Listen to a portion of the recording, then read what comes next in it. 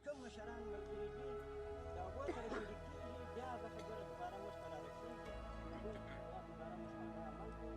داسې نه ده پېښه شوې چې موږ یا کلي یا جزي خبره خپل سره تطبیق کړې، دلته موږ د مشرتابه دا تاسو ته یو اطمینان درکوو د کوم مذاکراتو یا په کوم څه چې موږ اخته یو، یعنې ټلیفون ما ځینې کار دی، ده نه دی کار کړی او دوی د چا سره تر لس دقیقې تر اوسه دوی چا سره خبره تر لس دقیقې برابر نه ده کړې.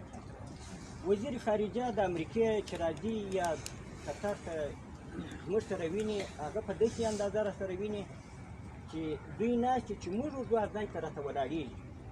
دا زما حیثیت نه دی، نه زما دغه دی، دا د دغه قربانیو د دغه سرښندنو نتیجه ده. نو تاسې پام کوئ، د ځانه سره سوچ کوئ چې دغه قرباني په یو بل ذهن و فکر درڅخه دغه نه شي، پر بله لاره لاړه نه شي.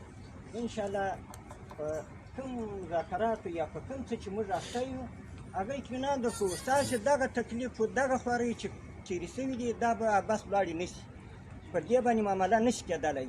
د الله سره راځي که کلي که جزي خبره موږ هلته کوو، د مشرتابه سره یې شریکوو. دلته راځي دا خبره د مشرتابه د علماو د شورا چې کوم مشران ملګري دي د هغو سره شریک کېږي، بیا هغه خبره دوباره موږ ته رارسېږي، نو بیا دوباره موږ په هغه عمل کوو.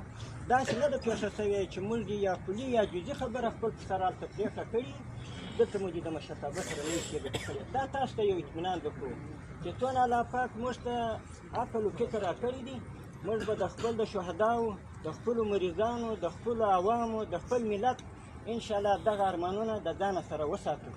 الله پاک دې دغه خوارۍ او تکالیف موږ تاسې نه بس کړي. الله پاک دې موږ تاسې په ملک یو داسې نظام راولي چې ټولو مسلمانانو ته د خپل ملک قابل قبول وي.